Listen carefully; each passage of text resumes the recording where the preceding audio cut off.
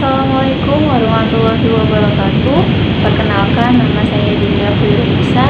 Saya adalah mahasiswi dari Universitas Pamulang jurusan Sastra Indonesia. Saya di sini akan menjelaskan tentang pengertian dan karakteristik sastra populer.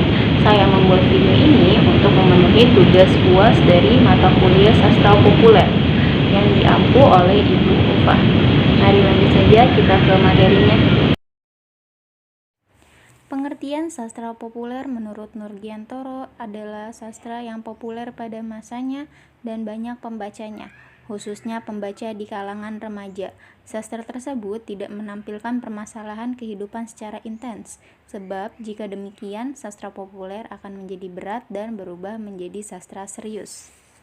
Perbedaan sastra populer dengan sastra serius yaitu jika sastra populer lebih menggunakan bahasa yang ringan dan mudah dimengerti walaupun menggunakan ragam bahasa yang tidak sesuai dengan aturan bahasa.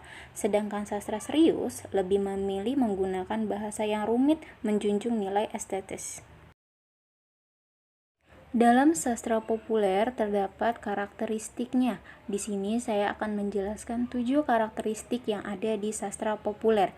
Yang pertama adalah aspek pembaca, yang kedua tema, yang ketiga fungsi, yang keempat struktur, yang kelima sifat, yang keenam situasional, dan yang terakhir adalah banyak dikritik. Mari kita akan mendalami masing-masing karakteristik dari sastra populer. Yang pertama adalah aspek pembaca. Sastra populer terjadi pada masanya dan penggemarnya.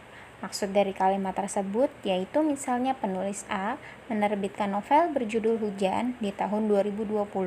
Pada tahun 2020 sampai 2021, novel tersebut menjadi salah satu novel yang paling banyak disukai oleh masyarakat. Lalu, tahun 2022, penulis B menerbitkan novel berjudul Pelangi yang langsung menggeser novel kesukaan masyarakat sebelumnya. Jadi dapat disimpulkan bahwa sastra populer di kalangan masyarakat saat masanya sebelum hadirnya karya sastra berikutnya yang lebih menarik di hati masyarakat. Yang kedua adalah tema. Sastra populer menampilkan masalah-masalah secara permukaan ringan dan hanya menyajikan rekaman kehidupan. Biasanya dalam sastra populer, tema yang diangkat adalah cerita dan masalah yang relevan dengan kehidupan sehari-hari. Hal itu membuat masyarakat merasa bahwa bahasa yang digunakan dalam sastra populer lebih ringan karena dekat dengan kehidupannya. Jadi dapat lebih mudah dipahami. Fungsi dari sastra populer adalah sebagai hiburan untuk menghilangkan kejenuhan semata. Biasanya saat kita lelah atau jenuh dengan aktivitas sehari-hari, kita membaca karya sastra yang tidak berat isinya. Maksudnya tidak berat isinya, yaitu tidak perlu banyak berpikir untuk menafsirkan sesuatu yang ada dalam karya sastra tersebut. Lalu karakteristik selanjutnya adalah struktur. Struktur yang terbentuk pada sastra populer atau sastra hiburan ini menekankan pada plot yang menampilkan tokoh hanya dari segi emosi asli, dan sastra ini seolah memindahkan bahasa lisan menjadi bahasa tulis sehingga bisa dibaca. Hal ini karena para penulis sastra populer biasanya menceritakan kehidupannya sendiri atau kehidupan yang dekat dengan dirinya dalam bentuk karya sastra untuk disampaikan kepada masyarakat. Yang kelima adalah sifat sastra populer ini biasanya tergolong klise atau selalu diulang-ulang karena tujuannya mengabdi atau menuruti selera pembaca atau memenuhi target pasar atau juga komersil. Misalnya pada tahun 2022 ini, genre yang banyak disukai oleh masyarakat adalah tentang kehidupan wanita dewasa yang bekerja di suatu perusahaan lalu menikah dengan bosnya sendiri. Para penulis berbondong-bondong menulis karya sastra dengan genre seperti itu untuk menarik hati masyarakat terhadap karyanya. Karakteristik yang keenam adalah situasional. Karya dalam sastra populer ini terkenal atau populernya hanya sementara atau saat itu saja.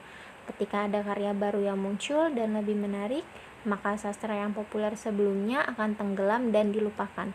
Sama seperti yang saya jelaskan sebelumnya pada karakteristik yang pertama, yaitu aspek membaca. Aspek membaca ternyata sangat berpengaruh dalam karya sastra populer, yaitu jika ada penulis baru yang memunculkan atau menerbitkan karya sastra yang lebih menarik dari karya sastra sebelumnya, maka karya sastra tersebut akan menggeser karya sastra sebelumnya di hati masyarakat. Karakteristik yang terakhir adalah banyak dikritik.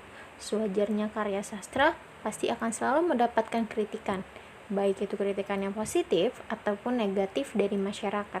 Tanpa disadari, karena kritikan yang ditunjukkan tersebut membuat popularitas karya sastra menjadi bertambah lagi. Itu saja pemaparan materi tentang sastra populer yang dapat saya sampaikan.